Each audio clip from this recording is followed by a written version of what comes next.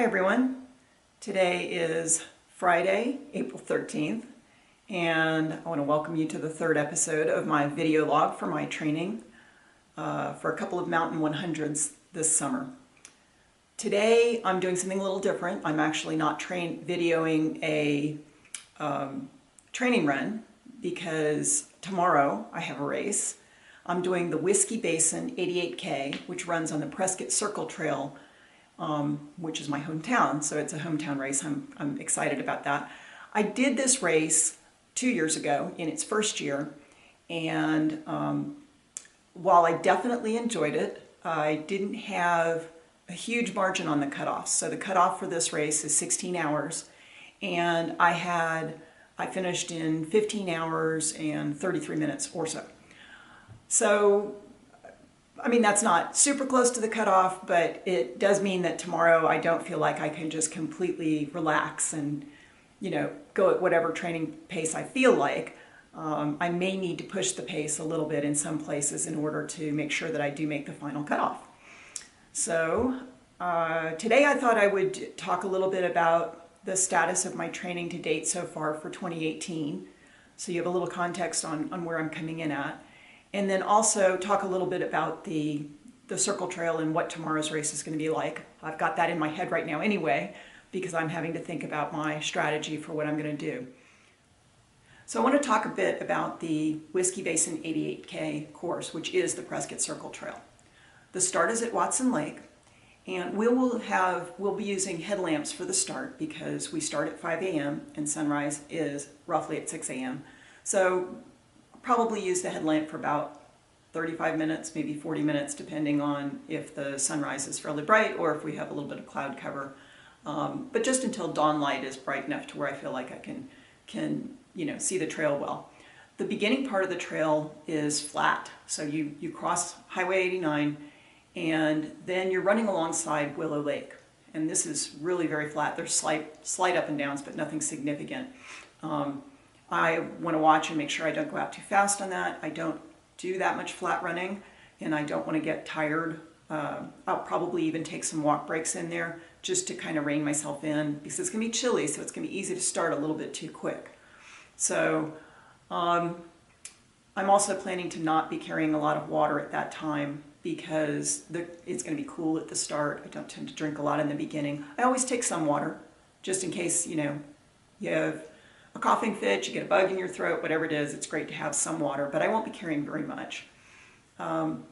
After you kind of wrap around one side of Willow Lake, you're going to go under another road, and then you'll be in the Embry-Riddle campus, and you'll start to hit slightly more significant hills. It's still fairly runnable, and I will still continue to take some walk breaks, and those walk breaks I will try to time to where they're on the uphills.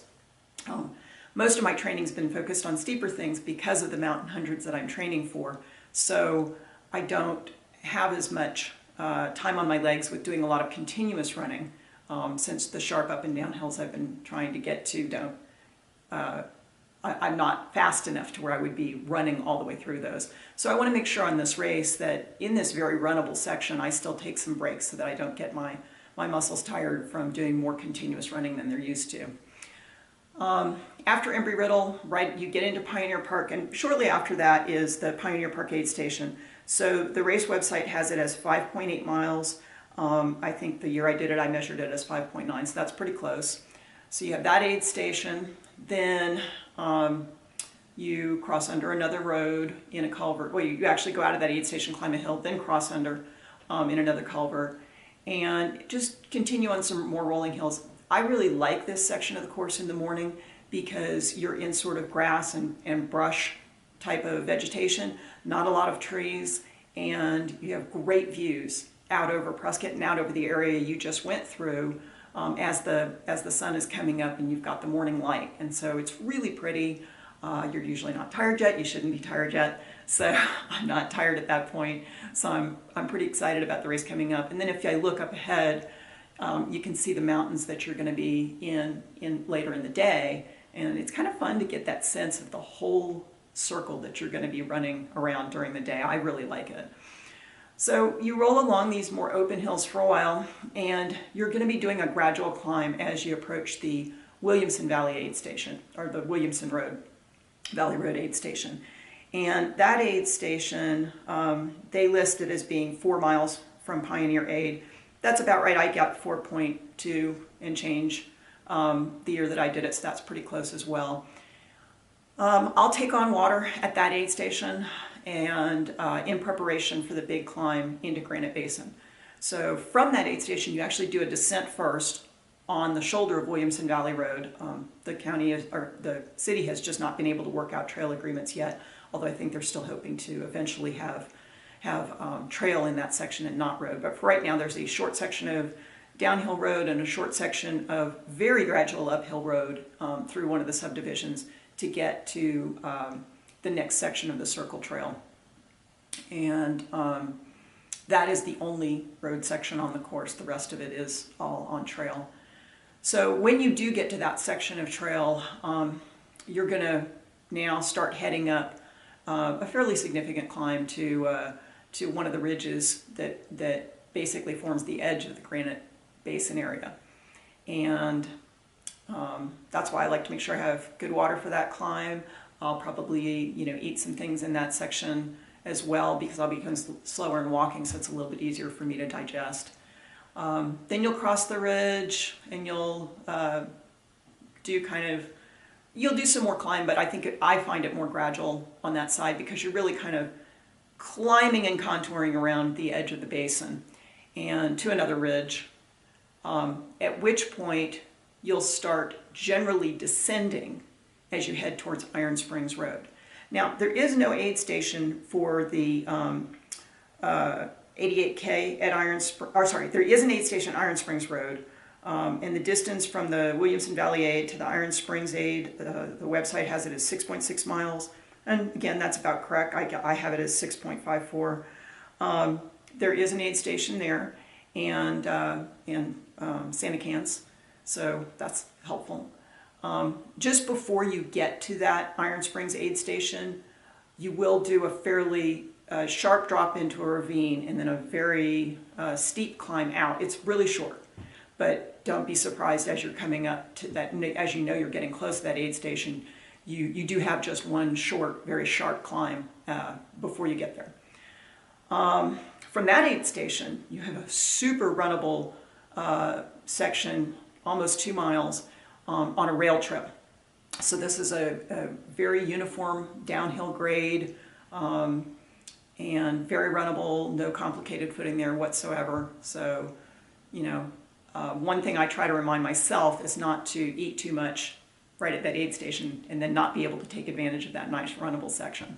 So that's a good section to run down. And then you'll go into some, you'll actually branch right off the rail trail and be on single track again, down to Willow Creek.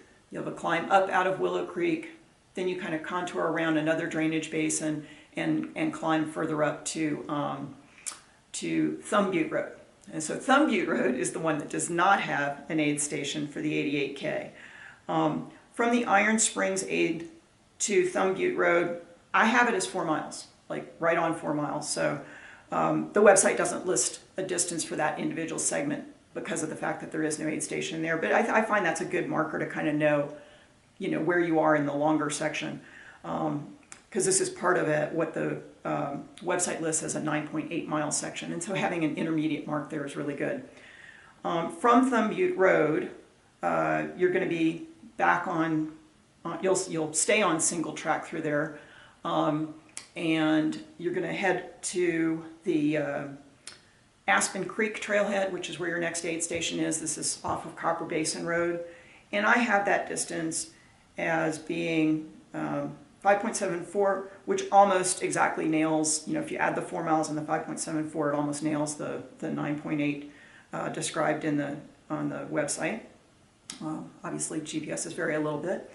So that's kind of helpful to know. And there is a nice aid station there. So that's your chance to resupply on water and things like that. You'll actually have done quite a bit of your climb towards the Wolverton Mountain High Point over the course of that previous 9.8 mile segment. I mean, there are ups and downs, but you're just going to be steadily, gaining elevation at that point. So if you feel like your splits in that section are slower, that's not surprising. They should be, because you're gaining elevation.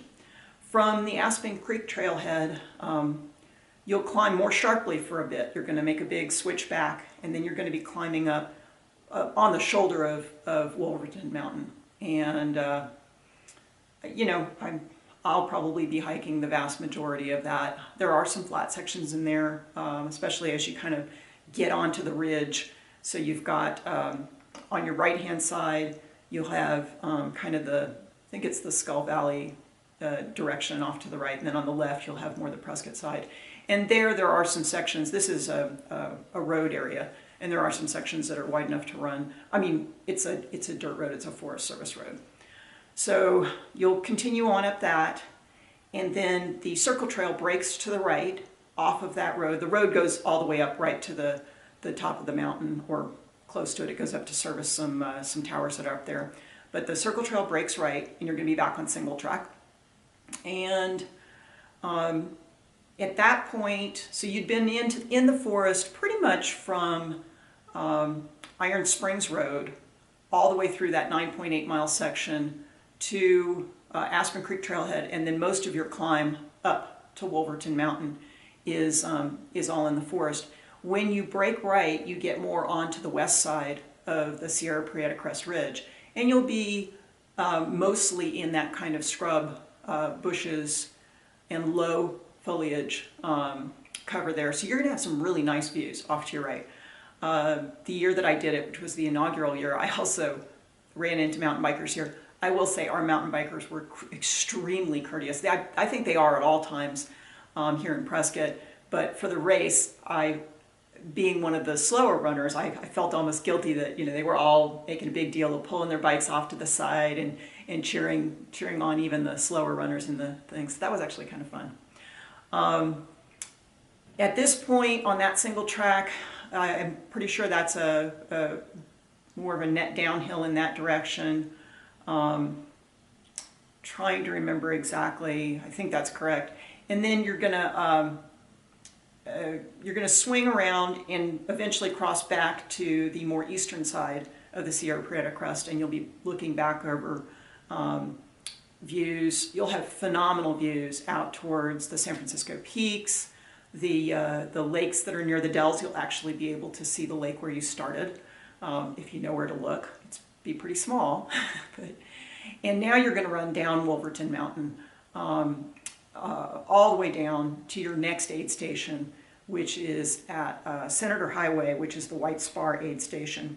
So the distance that I have from the Aspen Creek Trailhead / Copper Basin Road to White Spar, I have that as 6.1 miles, maybe a little less, and the website lists it as 5.9. So again, that's really close. I just thought I would mention it in case anybody finds that they're tracking a little long in there.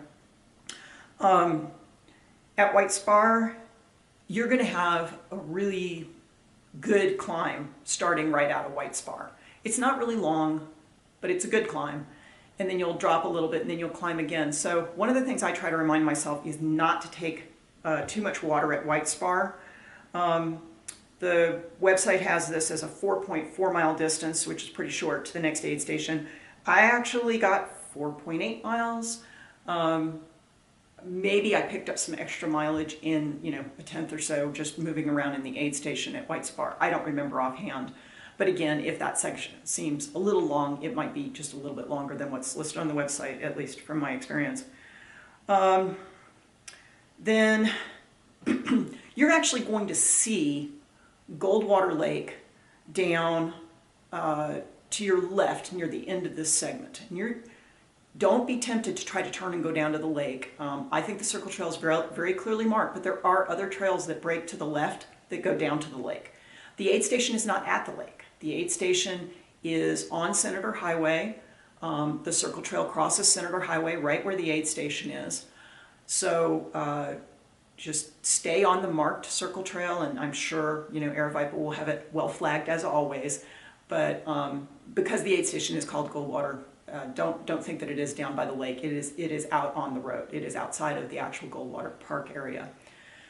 So you'll continue, and in fact, you'll start to climb as you're headed to the road. It climbs up away from the lake, so you'll find yourself climbing up away from the lake and doing kind of some zigzaggy switchbacks, and then you're at the Goldwater aid station, and from there you have another long stretch. So just like that 9.8 miles was a long stretch, you have another long stretch here. Now, the trails for Prescott have changed since the first year I did this, which is a good thing. There was some really bad trails that went straight down a creek wash, super rocky, certainly for a more average runner, not runnable, big step downs and whatnot. I'm sure the fast people were all just flying down it, but for the backpack runners, it was kind of a slog to go down that.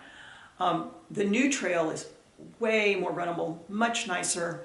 It stays up on the side of the hill, but because of this, I can't be positive where the aid station for Badger Mountain is going to be. So the website lists it as 9.4 miles to that aid station. Instead, when I was figuring out intermediate distances using my tracks that I have, because I've also run the new section of trail, I have from the Goldwater aid station to where it intersects with the old Turley Trail, which I would think would be somewhere close to where the aid station is. I have that as only 8.8 miles. So they may actually have pushed the aid station further up on the trail, since they're listing it as 9.4, or there could be some other difference. But at any rate, it's going to be a significant difference. So do make sure that when you are at Goldwater 8, you grab enough water for that longer segment. And that late in the race, I find that segment takes me longer. I don't usually move quite as fast as I normally do. So you might want to allow for that in your planning for how much water you need. And it should be a bit warmer by that point. I think we're going to have breezes, so I don't think it's going to get super hot. And certainly for people coming up from the Phoenix area, I'm sure it'll feel lovely. But it will be warmer than it was earlier in the day. So take enough water so that you can deal with that. So like I said, I've got 8.8 miles to the intersection with the old Turley Trail. Then from that intersection, which again probably isn't where the aid station is, but from that intersection to the Sundog aid, I have that as 4.15 miles. Again, my totals are fairly consistent with the totals from there, so I'm thinking the aid station is not by that intersection. But if it is, then they have it listed as 3.6 miles from there to Sundog, and I have it as 4.15. So I'm just throwing these out so that people can kind of be aware of what the distances are. But in any case, from Badger to Sundog is significantly shorter. It's also a big net downhill. So this section you're likely to cover a bit faster.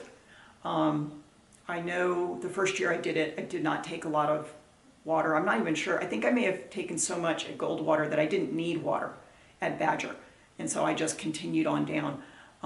But it will be an easier section. I mean, you do have some more uphill climbing to do, at least from the old location of the Badger Mountain aid station. I don't know about the new location, but there may be some more uphill. But once you kind of wrap around the nose, you don't go all the way to the top of Badger Mountain, or P Mountain. It's got the P on it. But once you wrap around that, you're going to start dropping down a series of switchbacks on a very wide cut-in trail, and almost road-sized. And so you'll drop down, and eventually you're going to drop down and cross under via a culvert, which at the moment I'm thinking is probably dry. We have not had a lot of rain. It might still have a little bit of water in it. I haven't been through that culvert in a while. When it has water, it can have a bit of algae on the bottom of the concrete culvert, so just be aware of that. But I'm cautiously optimistic it'll be mostly dry when we go through. And sometimes even if there's some water on one side, there's another side that'll be just concrete. So look for that. Right after you go under that culvert, the trail climbs up partway just up a little open hill, and the aid station is going to be right there. So when you hit the culvert, you know you're very close to the aid station. And that's the Sundog aid station. That is your last aid station on the course. The distance from sundog to the finish on the website listed as 5.9. I had it as a little bit longer than that, but I took this from a different training run. So the year I did the actual event, I didn't have enough battery on my watch to get it all in one segment. So for my distance where I was marking from sundog A to the finish, I actually used a different run that I've done that covers that same section. And I just got a bit longer, a couple of tenths longer than what they have on the website. I just mention it that way if it feels like things aren't coming up quite as quickly as you thought they should, you know, don't lose hope. It just may be just a tiny bit further. That section, a lot of runnable open terrain in that. You'll have some uphill, some downhill, but it's a net down. And depending on, you know, how you're feeling at that point, if you've saved enough energy, if I've saved enough energy, I'm certainly hoping to be doing some running in that section. So I hope this was useful for other people that are running it. It's been useful for me to kind of rethink about what I'm doing in the race and kind of mentally go through that whole series of segments. So I'm thinking about, where do I want to eat? I want to make sure that I try to save energy so that I can be doing the downhill running, because, you know, if you've looked at the elevation profile, your high point in the course is obviously up in the mountains, and Watson Lake is, if not your lowest point, it's close to your lowest point. So the first year I feel like I pushed a little too hard early on and didn't save enough energy for finishing up. And the other thing that happened was I was a bit tired, and as I got to the end and I realized I was going to make the cutoffs, I did a lot more walking. I mean, there's nothing wrong with that, but I'd like to have a bit more of an even effort. I still expect to see some tail off because it's a long distance, but I don't want to feel like, you know, the wheels came off and I did, you know, just a death march in. So as I said in the first episode that I did, this is a training run for me. It'll be a little harder than my usual training runs because I do have this 16-hour cutoff that I need to stay aware of. But I don't expect to be trying to run this really hard. I mean, even when I say even effort, I'm looking for an even effort that is still not the fastest pace I could have done, because as of the end of the race, I will basically be at a 7-day total of 100 miles. So I didn't do a taper for this race. 100 miles is still a fairly significant 7-day total for me. I've hit that about a dozen times so far this year. And I've hit 7-day totals of over 120 a couple of times. So a lot of my weeks, especially, you know, so far this year, are more in that 80-mile range. And of course, with the occasional lower week, if I'm just trying to back off to give my body a chance to rebuild and benefit from some of the higher weeks, I may back off to like a 60-mile week. Or if I'm busy, I had a couple of weeks in January where I took a bunch of days off because I had a house project that I had to deal with, and so that was something where didn't expect to be doing nearly 0 weeks, but that happened because life came up, and that was fine. I dealt with that. I got pushed through that really quickly, got as much of that project done as I could, and then got right back into the training. So hopefully you find this helpful. This is a graph from an Excel spreadsheet that I use to track my running. I do also record my running on Garmin and on Strava, but sometimes the exact numbers can be wrong there. For instance, for treadmill runs, sometimes the Garmin misestimates my distance. And then on outdoor runs, as I saw when I was in New Zealand, sometimes the GPS, you know, moves around in wild ways and gives you credit for more miles than you did. That's also true in the Grand Canyon. Basically, any time when it gets confused about where the satellites are, you can get erroneous distance information. So for places where I know the distance, like the Grand Canyon, I record that distance instead of the overestimates that are typically produced by the GPS. This is a bar graph of my 7-day totals. So every day it adds up the previous 7 days worth of runs and shows me the distance here in the graph. And I like this graph. It's very helpful for me to see how my blocks are going. One thing to note is this section over here on the left at the beginning of January. It looks like I ramped up from, nearly nothing, or let's see, this 3-mile run. And then in a very short period of time, I ramped up and I had a run that was a 7-day total that was up over 114. That's not actually accurate. This Excel spreadsheet does not pull in some data from December of the year before. And I could probably fix that, but I didn't design the spreadsheet originally, so it's not worth my time.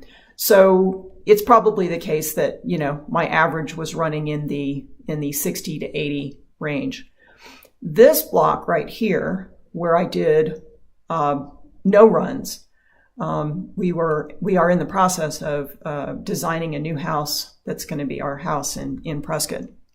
And some things happened where I had to go back and redesign the house from scratch. So I've done house designs a couple of times, and I do the floor plan design and some of the basic roof line design, and then I hand it off to my architect. And for various reasons, we decided the original design was not going to work for us, and we're very far along in the project for a number of other things, and I was just frustrated about taking the hit. So instead of trying to do a new floor plan in bits and pieces while I continued my running, I actually just stopped running for 2 weeks and redesigned the entire house over the course. Well, actually, I had the basic floor plan laid in a couple of days. And then by about 2 weeks, I had it to the point where I could hand it off to the architect. So that's what happened in this area here. So we kind of get back into normal training through this section. The red line is a 21-day moving average. So kind of lets you feel how things are going. So we can see that my 21-day moving average, after the initial ups and downs of the year, is hovering right around 80 miles per week. I think that's okay.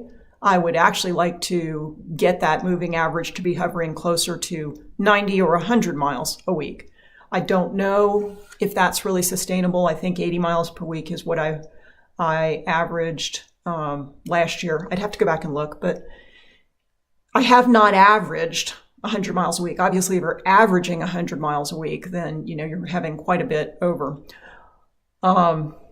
So we'll see. I'm not positive my body's ready for that kind of mileage load yet.